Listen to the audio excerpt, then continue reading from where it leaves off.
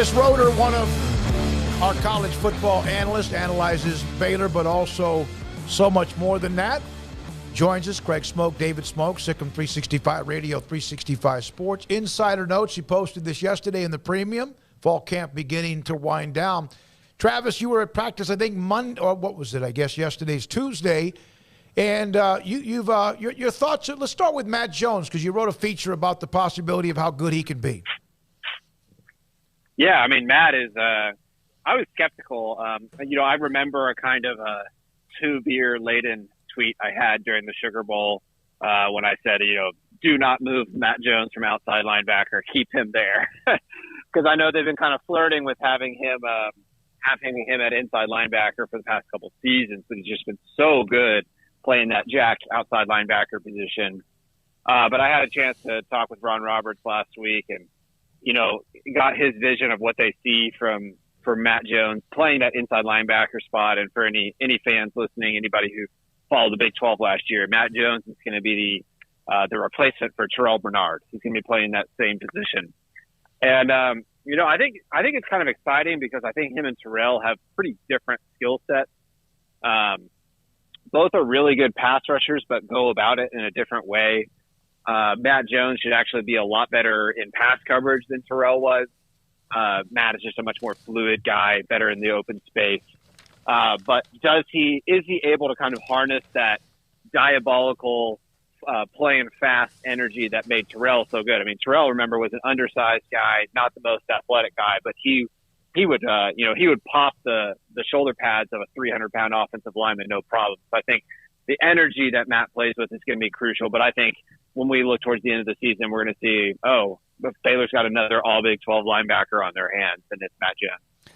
Travis, I know one of the guys that you talked about a bit was Will Williams, and it just got me to thinking with the changeover in the secondary as well, and a lot of veterans now playing in the pros, who is a guy or two or three or four, however many you want to name, that come to mind that is that next wave of defensive players that we need to start getting used to calling their name on a regular basis? Who's the next men up, so to speak?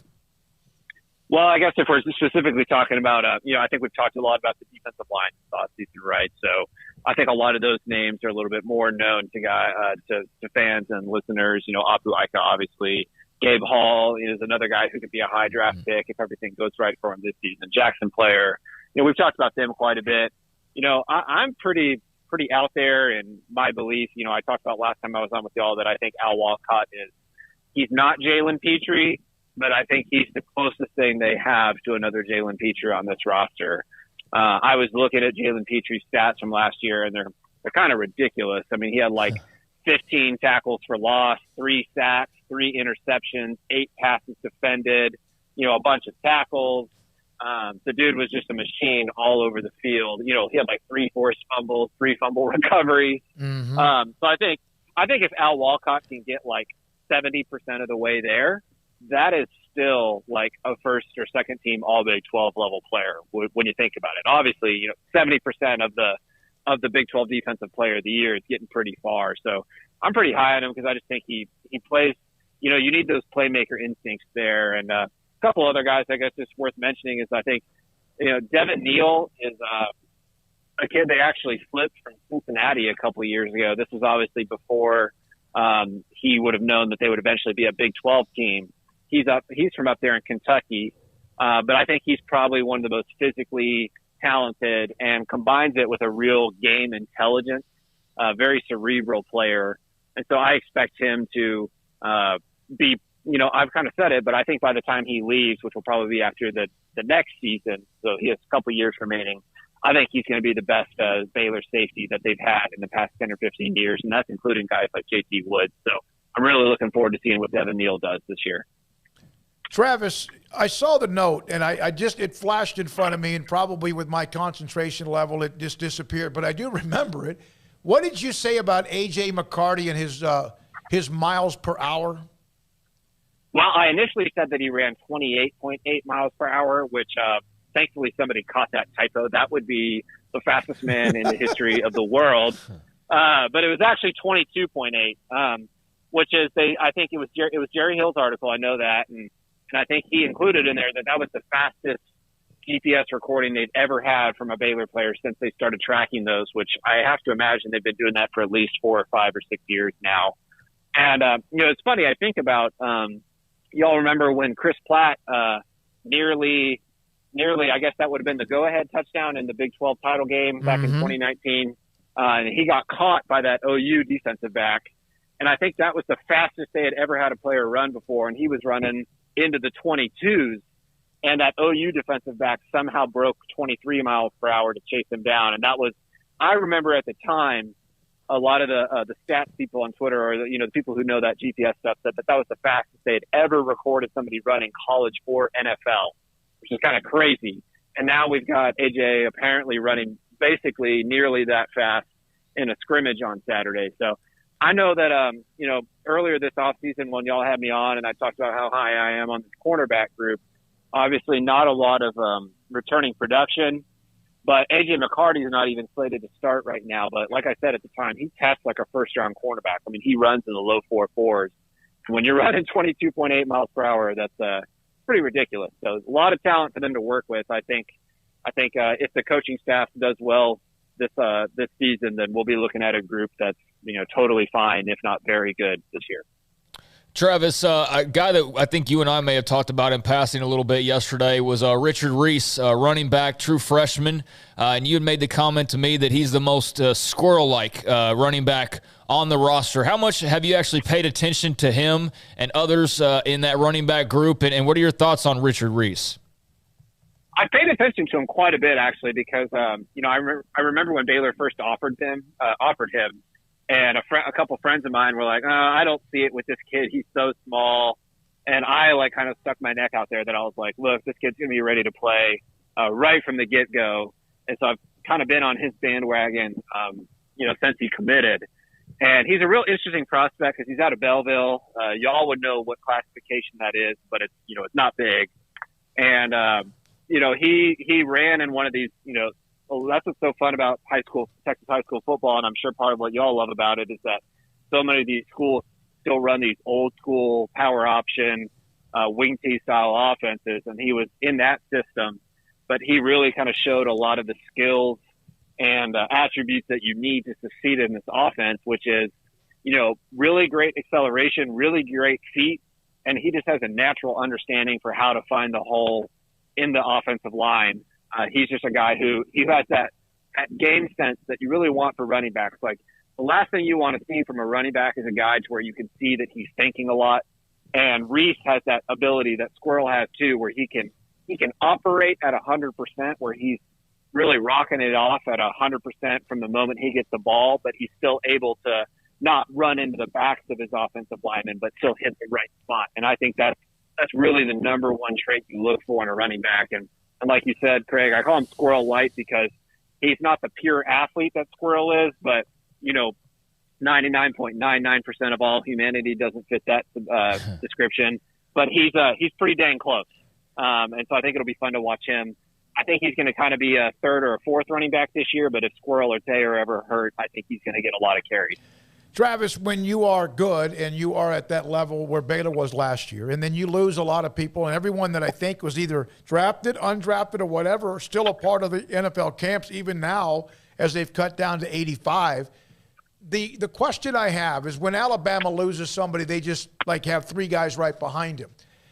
That doesn't mean that's always easy. Doesn't mean it's always better. Sometimes it's actually a better player that's just waiting their time.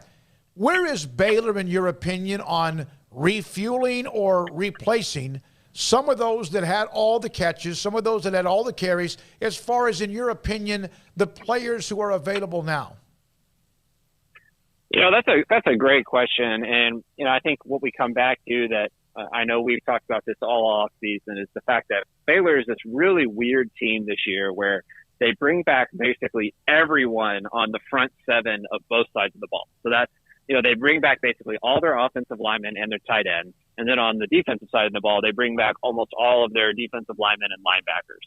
So it's a pretty interesting setup. So you're essentially looking at new defensive backs and new wide receivers and running backs. And so, I like the fact that, college football, one of my favorite things about it is that, teams have to build for October and November. Whoever Baylor is against Albany, and even whoever they are against BYU, is not going to be the team that plays to finish out the year at Texas on Friday night. Teams, these are college kids. They're learning the offense, they're learning the defense, and they just grow and grow throughout the season. So that is really where my eye is, I don't expect the wide receivers to be clicking and everything to be rolling when they go up to BYU.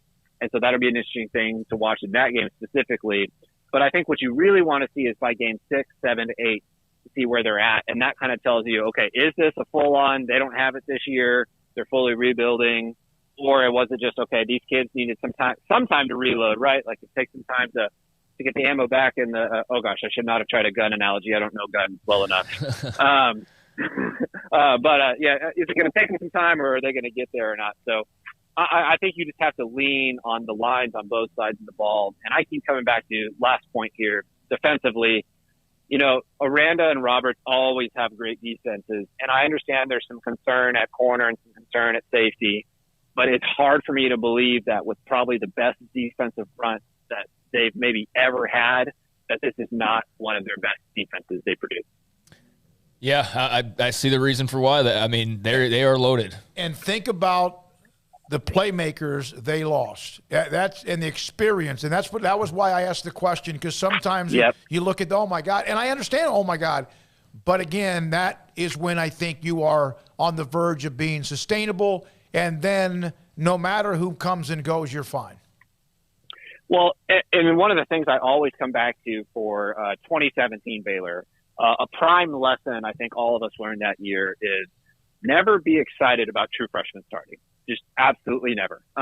Maybe you have one or two guys who fight their way to the top to make it work. But I remember one of Matt Rule's first press conferences before, the first game of the season. He was like, Terrell Bernard's fighting to start. And, I can't remember all the guys from that team in 2017, but he listed like 8 or 9 or 10 freshmen that were getting ready to start. And so that's what I like about this year is that I don't really think they're going to be relying on many, if any, true freshmen. I think any of the true freshmen who play this year are going to be kind of in a support reserve role and maybe getting a spot start here or there. So yes, they're rebuilding, but a lot of it is with talent that's been here for a few years.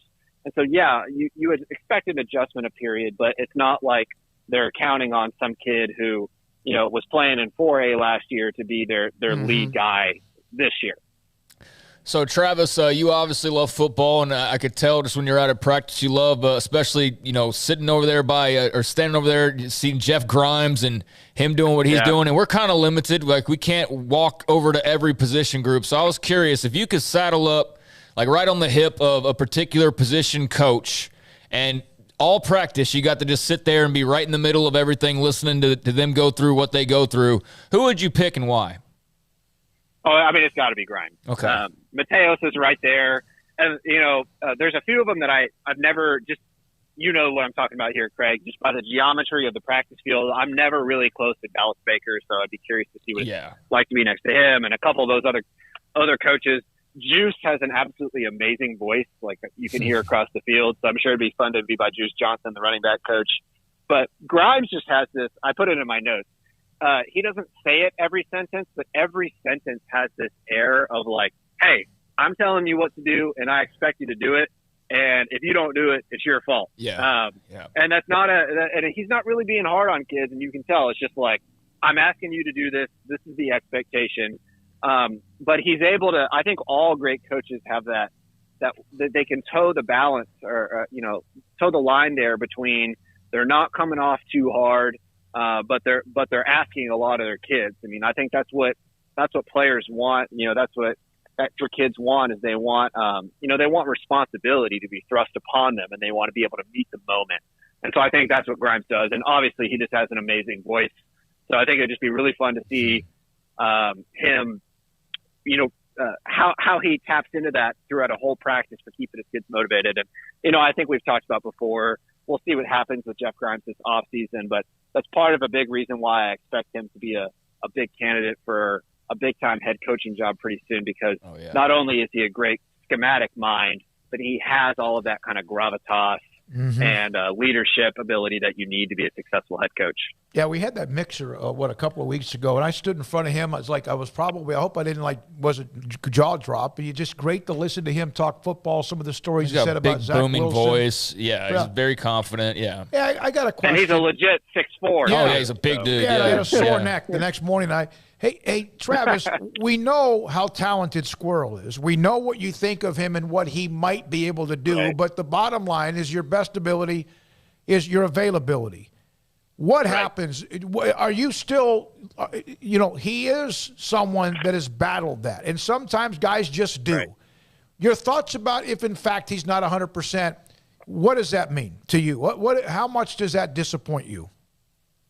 Well, I mean, first I would say it would just really disappoint me for him. I think, we'll see what happens with him long-term career-wise, whether, how much of a shot he gets in the NFL. But, by God, I hope that we at least get one season for him to really put it all out there, because I think it's going to be spectacular if it happens. But really, I think your question brings up two major points, which is, you were saying your best ability is availability, right? That's what Abram Smith proved last year. Mm-hmm. I mean, there were so many games last year. The Texas game comes to mind. He had that beautiful play where he spun out of the backside linebacker and took it to the house. And you could just tell, I mean, he was hurt. Like, he was limping. But he was still outrunning the secondary. That dude was a warrior that was there all the time. So I'm curious for Squirrel. His injuries previously have been major, right? He's had a couple. I think he had a torn meniscus and a torn ACL, if I'm not mistaken. And so I'm curious, when his ankle gets rolled up on and he's playing with a sprained ankle, does he still have enough of that explosion and acceleration to be a dynamic running back? That's a big question for me. Or, his hands messed up. If you remember back to your high school days, it doesn't feel good when the face mask crushes into the back of your hand or in your arm and stuff like that. So all of those things that Abram proved he was able to play through, I'm really curious to see if he's able to do that. And then the second aspect of that is, if he's gone, I think Tay McWilliams becomes the dude. And I do expect Richard Reese to kind of fulfill a smaller version of the Squirrel role, where maybe he's getting 5 to 10 touches a game. And then Baylor's got a few other options like Jordan Jenkins out of Lindale and stuff. But I am slightly concerned about running back depth. They have the numbers. I think they have 6 scholarship players there. But a few of those guys, I'm just not sure if they're ready to play at the level that Baylor would need them to be if they want to compete for a Big 12 title this year. So I think they have 3 or 4 guys they feel good about. But you usually go through 3 or 4 at least in a season at running back. So that'll be interesting to watch the timing of when those guys are hurt. And hopefully it's not in really big games, because a lot of times that's what it comes down to for your overall record at the end of the year is your injury timing. So hopefully those guys stay healthy all year. Hopefully Squirrel gets his big, massive year. But running back depth is a concern for me. Thank you, Travis. Great stuff. Appreciate it. Travis Roeder, SicEm365.com, football analyst for us. Also,